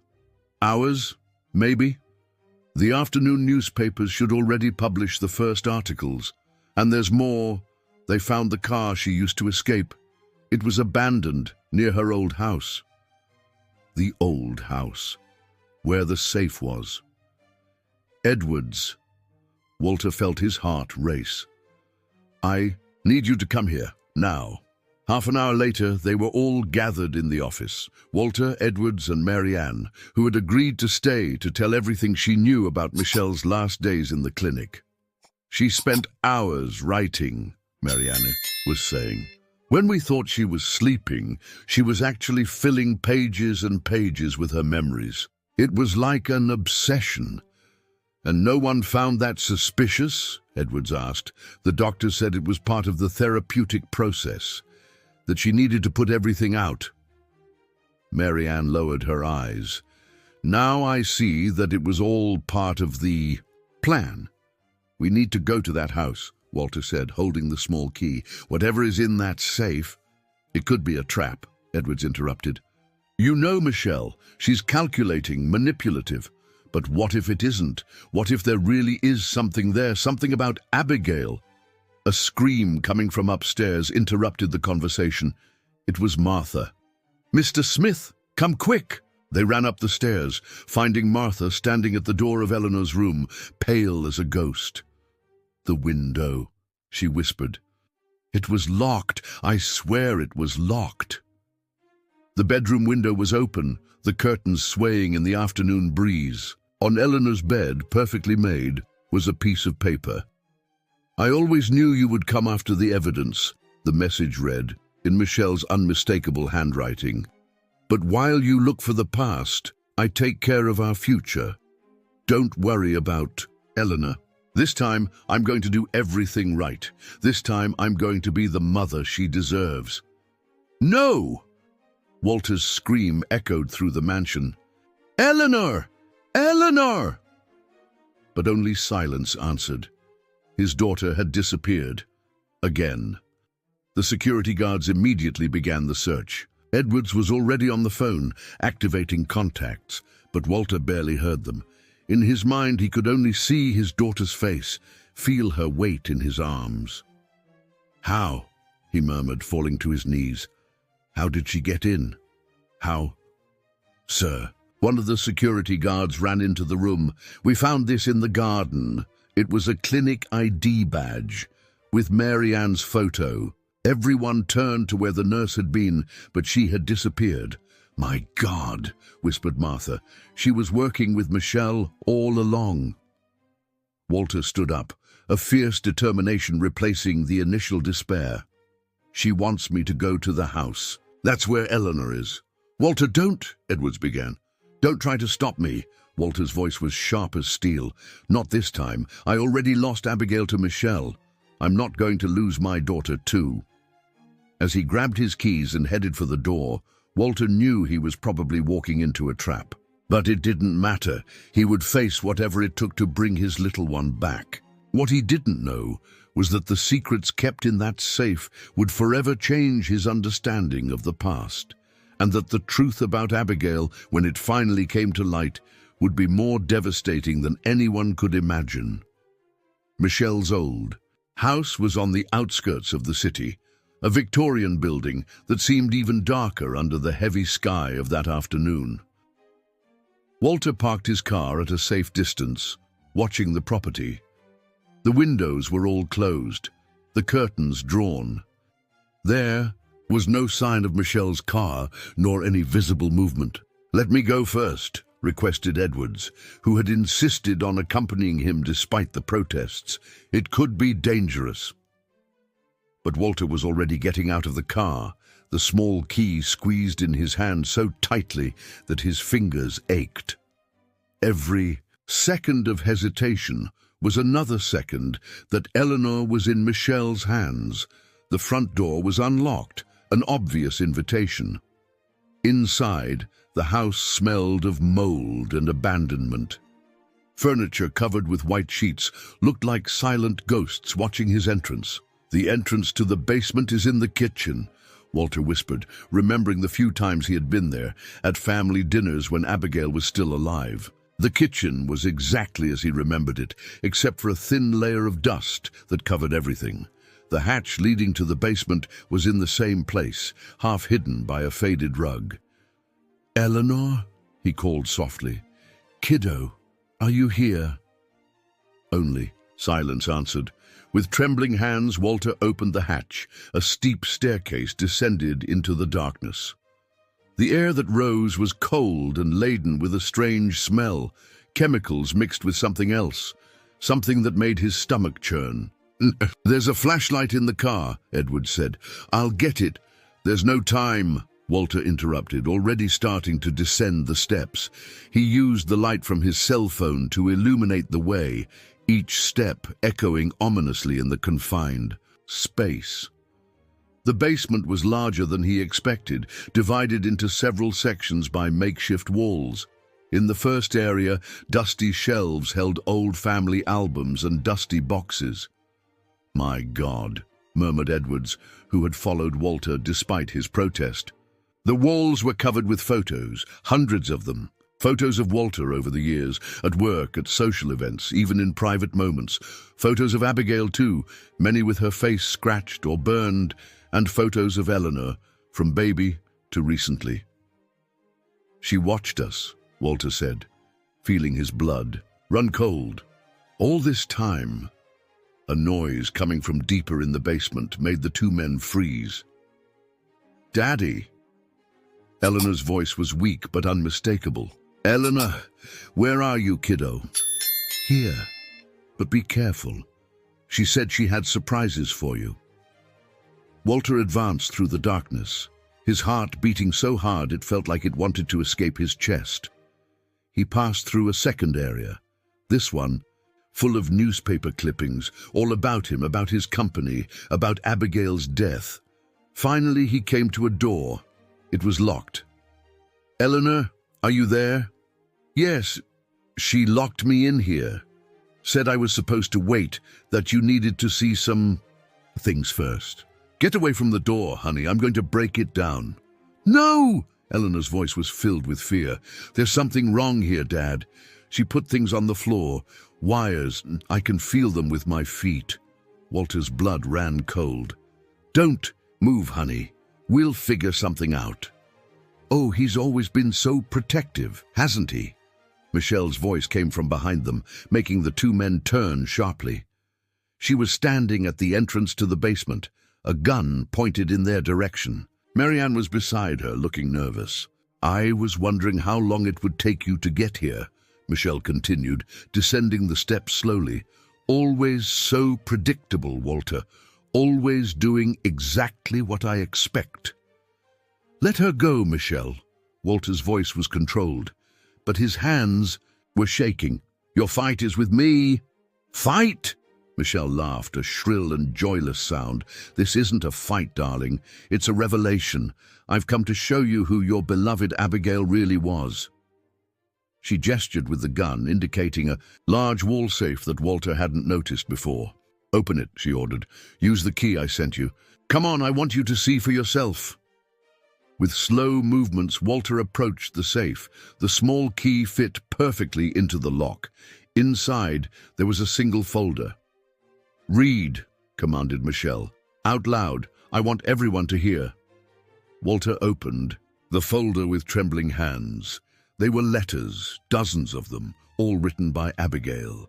"Dear Michelle," he began to read, his voice failing as he recognized his late wife's handwriting. "I can't bear to carry this secret any longer. What we did, what I did, haunts me every day." "Continue," insisted Michelle, her voice filled with a sickly satisfaction. "I know you hate me for staying with him, but you don't understand. I didn't have a choice. When I found out I was pregnant, our parents, they said it would be a scandal, that you were unstable, that you couldn't raise a child. So they arranged everything.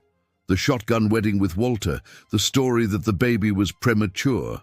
Walter stopped reading, his hands shaking so much that he could barely hold the paper. "Don't you understand?" Michelle's voice was filled with bitterness. "Eleanor isn't your daughter, Walter. Never was. She's the daughter of another man, someone I had an affair with before you. Abigail helped cover it all up, pretended the baby was hers, that it had died in childbirth, while I was kept locked in a clinic, slowly going insane." "No." Walter could barely breathe. "This can't be true." "Dad?" Eleanor's voice came again from behind the door. "What's happening?" "The truth, honey," replied Michelle, her voice taking on an almost sweet tone. "Finally, the truth. Isn't it liberating?" "The letters could be fake," Edwards interjected. "You could have forged." "Ah, but it's not just the letters," Michelle smiled, a smile that didn't reach her eyes. "There's also the DNA tests, the true medical records. All these years, I kept every piece of evidence, every little detail, waiting for the right moment." She took another step forward, the gun still pointed firmly. "Do you know why I killed Abigail? It wasn't just out of jealousy, as everyone thinks. It was because she threatened to tell everything, said she couldn't live with the guilt anymore, that you deserved to know the truth. I couldn't allow it." "Enough!" Walter's scream echoed through the basement. "It doesn't matter whose daughter Eleanor is biologically. She's my daughter. I love her, and nothing you say will change that." For a moment, something seemed to falter in Michelle's eyes, but soon her expression hardened again. "Love?" She spat the word as if it were poison. "Love isn't enough, Walter. It never was. Now you're going to feel what I felt. You're going to lose everything like I did." She raised the gun, aiming not at Walter, but at the door where Eleanor was locked. "A little accident in the basement," she said, her voice frighteningly calm. So tragic. Father and daughter killed while investigating old family memorabilia. What happened next was so fast that later no one could say exactly how it occurred. Edwards threw himself against Michelle at the very moment she pulled the trigger. The shot went wild, hitting one of the makeshift walls, and then the real nightmare began. The impact of the shot against the wall caused a chain reaction. The old wooden structures, already compromised by time and humidity, began to give way. A dull thud reverberated through the basement, followed by the sound of cracking wood. "Dad!" Eleanor's desperate cry echoed from behind the locked door. In the confusion that followed, Marianne finally seemed to awaken from her trance. "The beams!" she screamed. "The whole basement is going to collapse." Walter didn't think twice. Taking advantage of the fact that Michelle was distracted by the fight with Edwards, he ran to the door where his daughter was trapped. The floor, beneath his feet, was covered in wires. Michelle had prepared some kind of trap. "Eleanor, stay exactly where you are!" he shouted, studying the pattern of the wires on the floor. "Don't move an inch." "Dad, I'm scared." "I know, kiddo, but I need you to trust me now." With extreme care, Walter began to follow the wires, trying to understand where they led. They all seemed connected to a metal box near the door. More. Wood cracked above them. Dust and small pieces of the ceiling began to fall. "No one is going anywhere." Michelle's scream was filled with hysteria. She had managed to get rid of Edwards, who was now lying down, holding his arm with an expression of pain. "It's over, Michelle," Walter said, without taking his eyes off the wires. "The basement is going to collapse. We're all going to die if we don't get out of here now." "Maybe that's the plan," she replied, laughing that terrible laugh. A grand finale, the whole family finally reunited forever. That's when Walter noticed something. A small detail that he almost missed. The wires weren't connected to explosives, as he had initially feared. They were connected to a sound system, he murmured, confused. Michelle laughed again. "Ah, you finally realized. My last surprise. Do you want to hear it?" Before anyone could stop her, she pressed a button on the small control she was holding in her free hand. Immediately, a recording began to play. It was Abigail's voice. "Michelle, please," the recording said, his late wife's voice filled with despair. "I can't keep going with this. The guilt is killing me, lying to Walter all these years, making you go through all that. I'm going to tell him the truth. About the baby, about everything." "No." Michelle's voice on the recording was wild. "You're not going to ruin everything now, not after all this time. It's the right thing to do. He deserves to know." A sound of struggle, glass breaking. "Then it will be like this." Michelle's voice was cold now. "Tomorrow, during your trip, it will be so tragic, a terrible accident. The brakes simply failed." The recording stopped abruptly. The silence that followed was deafening, broken only by the occasional sound of cracking wood. "See?" said Michelle, her voice almost childlike. "I kept everything, every moment, every confession, so that one day everyone would know the truth." More dust fell from the ceiling. One of the main beams emitted an alarming sound. "Michelle!" Walter took a step towards her, his hands raised. "Please, let Eleanor go. She has nothing to do with this." "She has everything to do with it," Michelle screamed. "She's the beginning of everything. The baby that Abigail stole from me, the life I should have had. But you just said she's not my daughter." Walter's voice was filled with confusion and despair. "That she was the daughter of another man."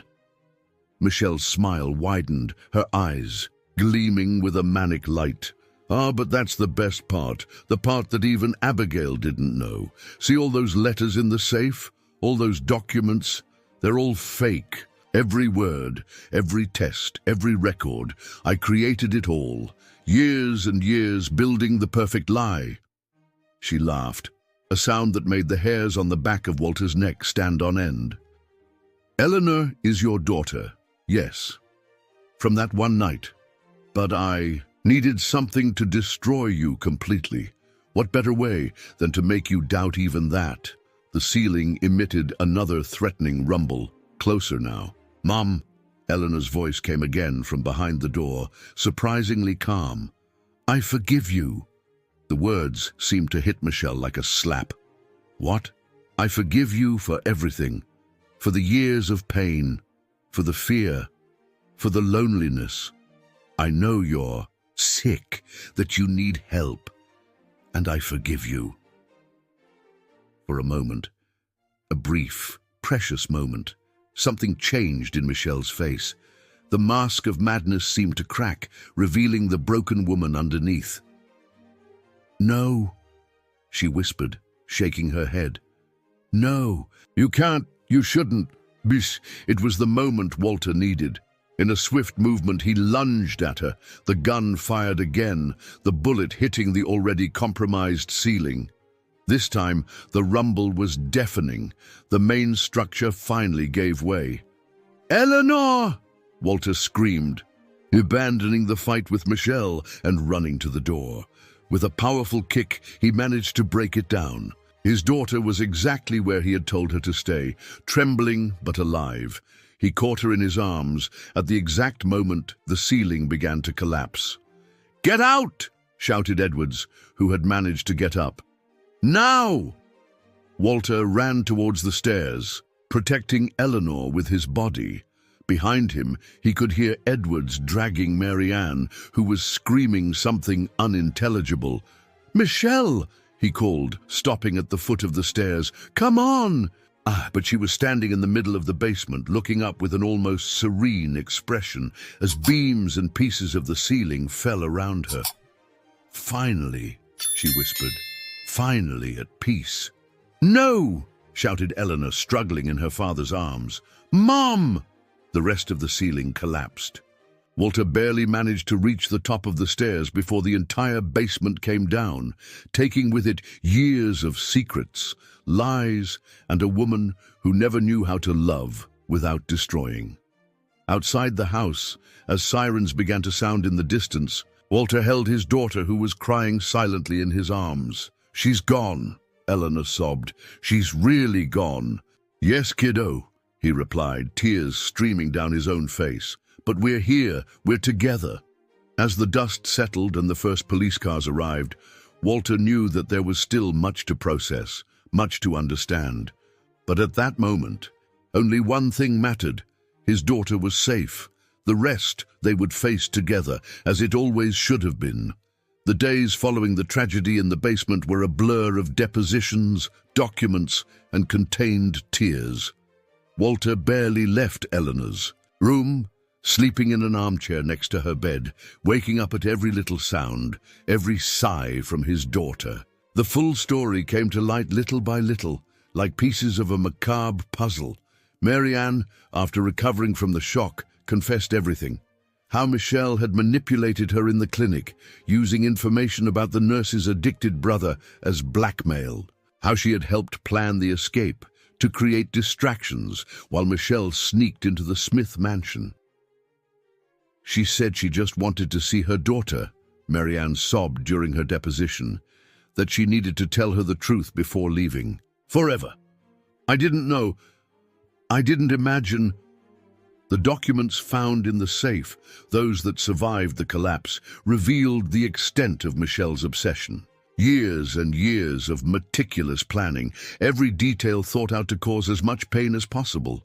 The forged letters from Abigail had been just the tip of the iceberg. "It's like she had lived only for this," Edwards commented one night while reviewing the reports with Walter. "To build this web of lies, this elaborate revenge." But it was Eleanor who most surprised everyone during that period. The girl who had already suffered so much demonstrated an inner strength that left the adults around her in awe.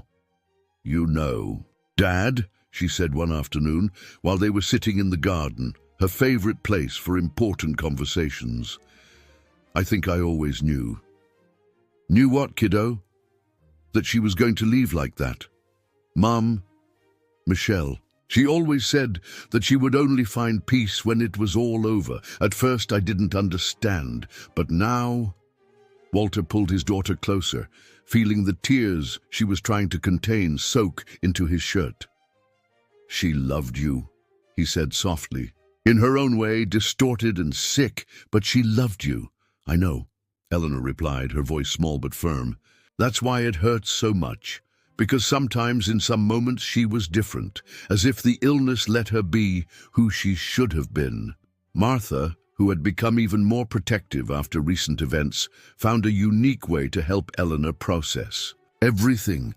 Every night she sat with the girl and helped her write in a Braille diary, not about the past or the pain, but about the future, about hope.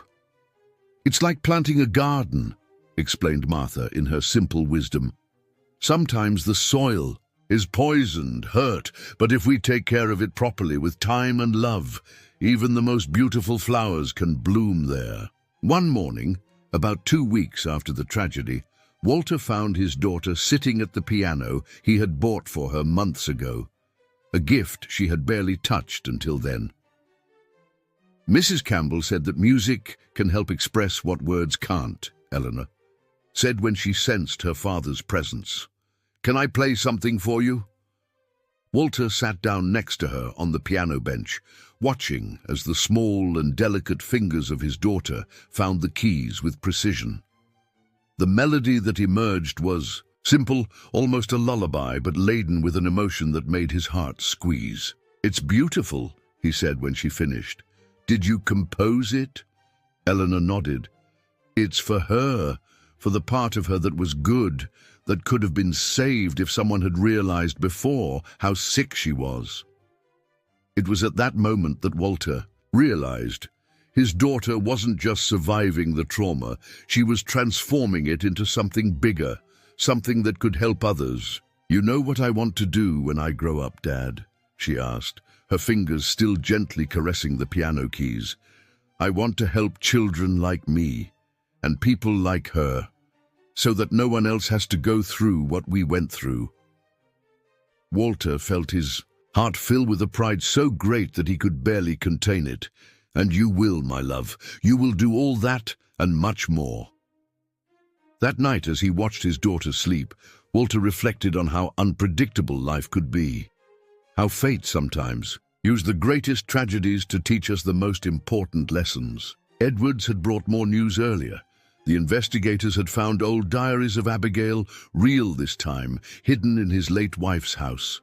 In them, she wrote about her suspicions regarding her sister's mental health, about how she had tried several times to convince her parents to seek professional help. "She tried," Edwards said, showing the yellowed pages. "Abigail really tried to save her sister, but at that time no one wanted to see. No one wanted to admit that there was something wrong." It was a bitter-sweet revelation to know that his wife had fought until the end to help the one who would end up taking her life. More proof of the enormous heart that Abigail had, of the love she carried even for those who hurt her. "Dad?" Eleanor's sleepy voice brought him back to the present. "Are you there?" "Always, kiddo." "Tell me a story? A happy one?" Walter smiled, sitting on the edge of the bed. "How about the story of a very special girl? One who, even having gone through very difficult things, never lost her ability to love, to forgive, to see the good in others." "Is it about me?" Eleanor asked, a small smile appearing on her lips. "It's about us," he replied, holding her small hand between his, "about how sometimes we need to go through the darkness to find the light, about how true love, the one that heals, that builds, that forgives, is stronger than any pain." As he told the story, Walter watched his daughter gradually relax, sleep finally overcoming the worries of the day. And for the first time since the tragedy, he felt true hope in the future, because Eleanor was right. Sometimes the most hurt people are the ones who most need love. And sometimes it is through the deepest pain that we find our true strength. "Sleep well, my little warrior," he whispered, kissing her forehead. "Tomorrow will be a new day, and we'll be together to face it, as always." Outside, the night was clear and starry, as if the sky itself wanted to remember that after the storm always comes the calm. And somewhere, perhaps two wounded souls, Abigail and Michelle, finally found the peace they had sought so much in life. Spring arrived, bringing with it not only flowers to the Smith garden, but also a new phase in the lives of Walter and Eleanor. 6 months had passed since the tragic events at Michelle's house, and each day brought small victories, small signs of healing. On that sunny Sunday morning, the mansion was different. The sound of children's laughter echoed through the corridors, something that would have been unthinkable a few months ago. Eleanor had invited some children from the support center she attended for a picnic in the garden. "Be careful with the steps." Martha's voice sounded worried as she guided the small group. "Marina, hold Eleanor's hand tightly." Marina, a 9-year-old girl who was also blind, had become Eleanor's best friend at the center. The two were inseparable during therapy sessions, and their laughter together was like music to Walter's ears. "Dad," called Eleanor from the veranda, "come join the picnic with us." Walter smiled, abandoning the papers he was trying to review in his office. Work could wait. Moments like this were too precious to be lost. In the garden, Martha had organized a real party. Colored towels were spread on the grass, covered with sandwiches, cakes, and juices. The children, 5 in total, including Eleanor, chatted animatedly, sharing stories and dreams.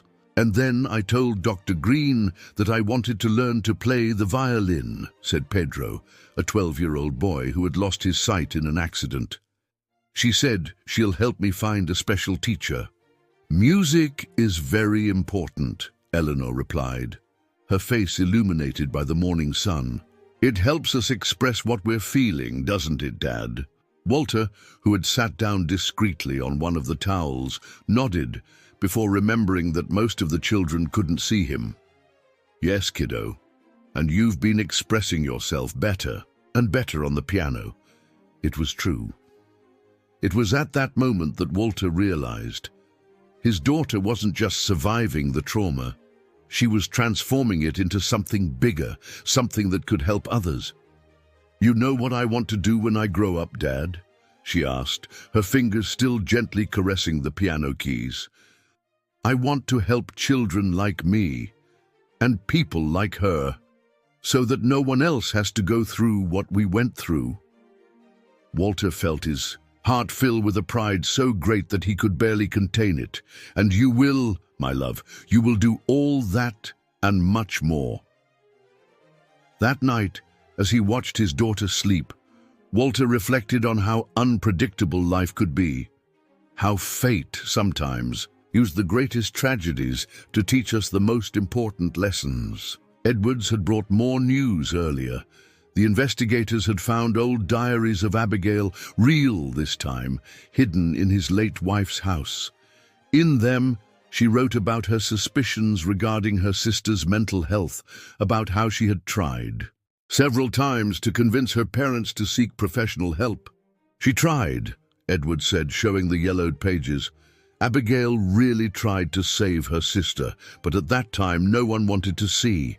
No one wanted to admit that there was something wrong." It was a bittersweet revelation to know that his wife had fought until the end to help the one who would end up taking her life. More proof of the enormous heart that Abigail had, of the love she carried even for those who hurt her. "Dad?" Eleanor's sleepy voice brought him back to the present. "Are you there?" "Always, kiddo." "Tell me a story. A happy one?" Walter smiled, sitting on the edge of the bed.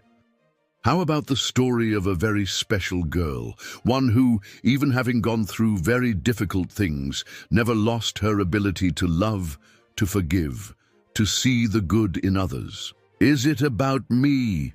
Eleanor asked, a small smile appearing on her lips. "It's about us," he replied, holding her small hand between his.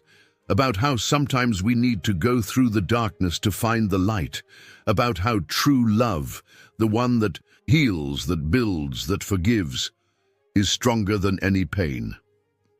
As he told the story, Walter watched his daughter gradually relax, sleep finally overcoming the worries of the day.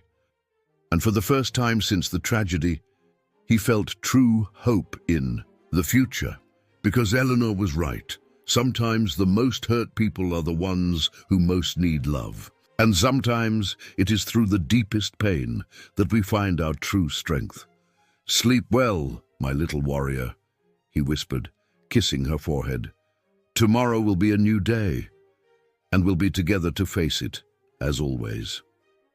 Outside, the night was clear and starry, as if the sky itself wanted to remember that after the storm always comes the calm. And somewhere perhaps two wounded souls, Abigail and Michelle, finally found the peace they had sought so much in life. Spring arrived, bringing with it not only flowers to the Smith garden, but also a new phase in the lives of Walter and Eleanor. 6 months had passed since the tragic events at Michelle's house, and each day brought small victories, small signs of healing. On that sunny Sunday morning, the mansion was different. The sound of children's laughter echoed through the corridors, something that would have been unthinkable a few months ago. Eleanor had invited some children from the support center she attended for a picnic in the garden. "Be careful with the steps," Martha's voice sounded worried as she guided the small group.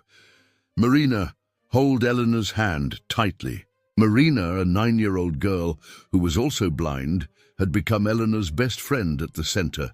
The two were inseparable during therapy sessions, and their laughter together was like music to Walter's ears.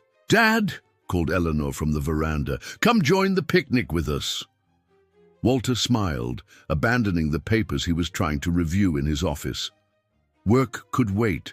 Moments like this were too precious to be lost. In the garden, Martha had organized a real party. Colored towels were spread on the grass, covered with sandwiches, cakes, and juices. The children, 5 in total, including Eleanor, chatted animatedly, sharing stories and dreams. "And then I told Dr. Green that I wanted to learn to play the violin," said Pedro, a 12-year-old boy who had lost his sight in an accident. "She said she'll help me find a special teacher." "Music is very important," Eleanor replied, her face illuminated by the morning sun. "It helps us express what we're feeling, doesn't it, Dad?" Walter, who had sat down discreetly on one of the towels, nodded before remembering that most of the children couldn't see him. "Yes, kiddo, and you've been expressing yourself better and better on the piano." It was true. In recent weeks, Eleanor had dedicated herself intensely to music. Her compositions, once melancholic, were beginning to gain notes of hope and joy. Dr. Green, her therapist, said it was a clear sign of emotional healing.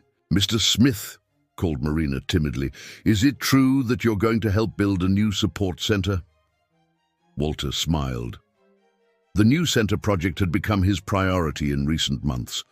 After seeing how the proper support had helped Eleanor, he decided to use part of his fortune to create a larger, better-equipped space that could serve more children. "Yes, Marina. In fact, I would very much like to hear your opinions on what should be in this new center." The children immediately cheered up, each wanting to contribute with ideas. "A bigger music room, a library with more books in Braille, a sensory garden, a pool for hydrotherapy." Walter listened carefully to each suggestion, making mental notes. These children, with their innocent wisdom, had much to teach about what really mattered. "Dad," called Eleanor after a moment, "tell them about the special project." Walter cleared his throat, emotional. "Well, the new center will be called the Abigail and Michelle Smith Institute for Support and Development, in memory of 2 very special women, my late wife, who always wanted to help children, and my mother," Eleanor completed softly. "Because sometimes the people who need the most help are those who don't know how to ask. A respectful silence fell over the group. Even the children, in their innocence, seemed to understand the weight of that moment. It was Martha who broke the silence, arriving with a new tray of treats. "Who wants chocolate cake?" The afternoon passed too quickly, filled with games, stories, and much laughter. When the parents came to pick up the children, each carried not only happy memories, but also the promise of new meetings. "Dad," called Eleanor when they were finally alone in the garden. "Do you think she would be happy?" "Mom, seeing what we're doing." Walter pulled his daughter close, smelling the scent of flowers in her hair. "I think so, kiddo. I think part of her always wanted that, to help others, to make a difference. She just didn't know how." "Sometimes," Eleanor continued, her voice thoughtful, "I dream about her. Not with the Michelle who hurt me, but with the one who sometimes appeared, the one who smiled, who sang to me, as if they were two different people." "In a way they were," Walter replied softly. "The disease changed her, turned all the love into bitterness, all the affection into anger.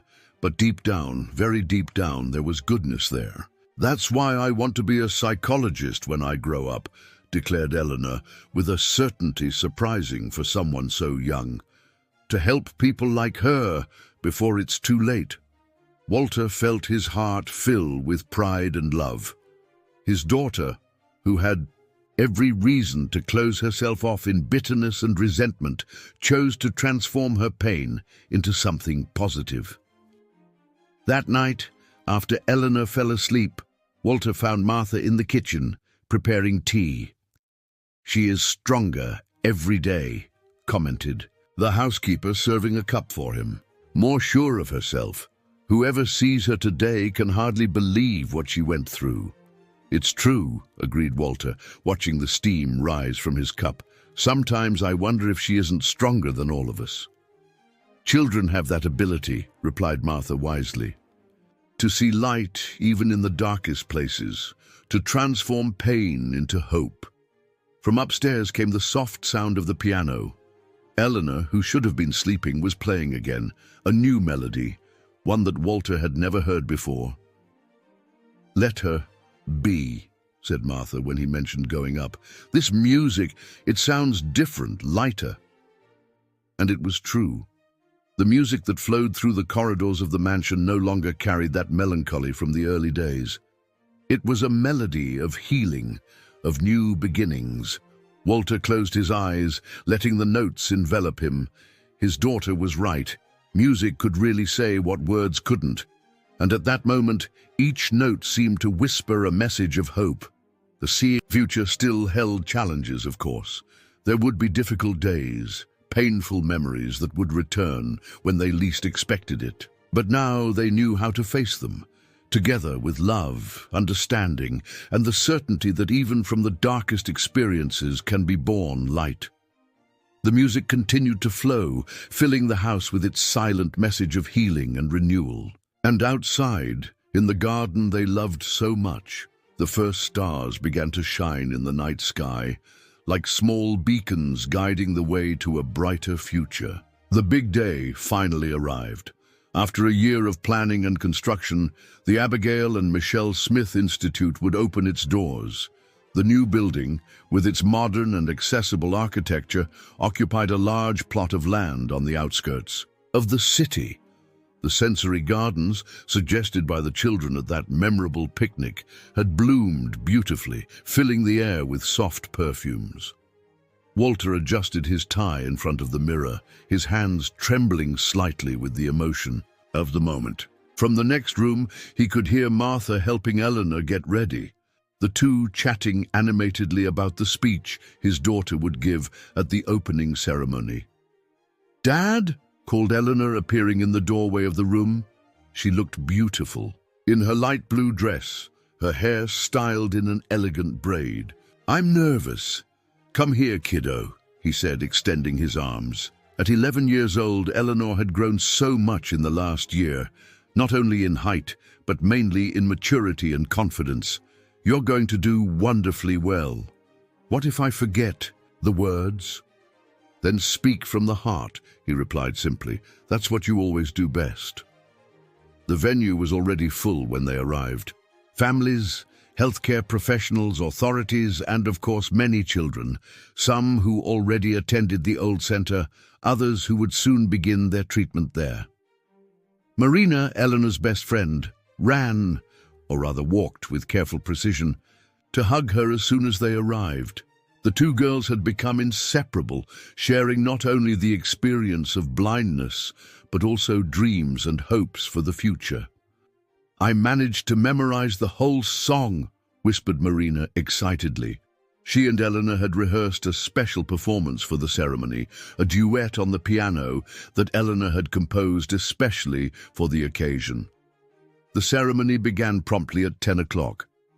Edwards, who had become not only a lawyer, but a true friend of the family, made the official opening. Then, several professionals who would work at the Institute presented the programs and treatments that would be offered. Finally, the moment everyone was waiting for arrived. Walter went on stage to present his daughter, but before, he had something important to say. This institute, he began, his voice filled with emotion, was born from a story of pain, but also of love and overcoming. It bears the name of Abigail, my late wife, who always believed in the power of compassion and understanding. But it also honors the memory of Michelle, a woman who, despite her internal demons, taught us a vital lesson. It's never too late to seek help, to try to understand and heal our deepest wounds. He paused, his eyes finding Eleanor in the front row. And above all, this place exists thanks to an extraordinary girl who taught me that true strength isn't in never falling, but in always getting up. That forgiveness is more powerful than revenge, and that love, true unconditional love, can heal even the deepest wounds. With you, my daughter, Eleanor Smith. The applause was warm as Eleanor took to the stage, her white cane moving with grace and confidence. When she reached the microphone, her face was serene, almost radiant. "Good morning, everyone," she began, her voice clear and firm. "Some of you may be wondering why a child is speaking at the opening of such an important institute. The truth is that each of us has a story to tell, a lesson to teach, and today I want to share mine." The silence that followed was absolute, every person present completely captured by the extraordinary presence of that girl. I grew up in darkness, not just the physical one, which is part of who I am, but a deeper darkness made of fear and loneliness. For a long time, I believed that this was my only possible reality. But then, on a night that seemed to be the end of everything, I found light. I found love. I found hope. She paused, turning her face in the direction where she knew her father was. I learned that sometimes the people who hurt us the most are those who are also hurt, that forgiving doesn't mean forgetting, but understanding, and that each of us has the power to transform our pain into something beautiful, something that can help others. This institute isn't just a place of treatment and therapy. It's a place of transformation, of rebirth, where children like me will be able to find not only professional help, but also understanding, friendship, and hope, where families will find support and guidance, and where I hope other Michelles will be able to find the help that my mother never knew how to seek. Tears ran freely down the faces of many of those present. Martha, in particular, sobbed openly, holding the hand of Edwards, who also seemed emotional. "And now," continued Eleanor with a small smile, "I would like to share something special, a song that I composed with my dear friend Marina. We call it Light in the Darkness." The two girls headed to the piano that had been placed on the stage. As their fingers touched the keys, a melody filled the room, a melody of hope, healing, and the unwavering power of love. The end. The melody that emerged was different from everything Eleanor had composed before. It started softly, almost sadly, but gradually transformed into something luminous, hopeful, like the dawn itself. After a long night, when the music ended, the silence that followed was charged with emotion. It was broken by thunderous applause, which seemed to have no end. Later, during the reception, as he watched Eleanor and Marina surrounded by other children, all wanting to learn about music and overcoming, Walter felt a peace that he hadn't experienced in a long time. "She is amazing," said Martha, approaching with 2 glasses of juice. "So strong, so wise for someone so young." "It's true," agreed Walter, accepting the juice. "Sometimes I wonder who saved who that night." Across the room, Eleanor was laughing at something Marina had said. Her face was lit up in a way that made Walter's heart expand with love and gratitude. "You know what she told me last night?" commented Martha softly. "That she finally understood why everything happened the way it did. That each moment of pain brought her here, transformed her into the person she needed to be to help others." Walter nodded, feeling tears in his eyes. His little warrior had not only survived the darkness, she had learned to create her own light. The sun was beginning to set, casting golden tones through the large windows of the Institute. Outside, the sensory garden was full of children exploring textures, aromas, and sounds. The dream had become a reality, a place of healing, of hope, of new beginnings. "Dad," called Eleanor, approaching with steady steps. "Come play with me. There's a new song I want to show you." As he followed his daughter to the piano, Walter thought about how surprising life could be, how from the most painful experiences could be born the greatest blessings, how love, true, patient, unconditional love, could transform even the darkest nights into auroras of hope. And there, in that perfect moment, father and daughter sitting together at the piano, creating music and memories, Walter knew for sure, no matter what the future brought, they would always have each other. They would always have love. They would always have light. The end.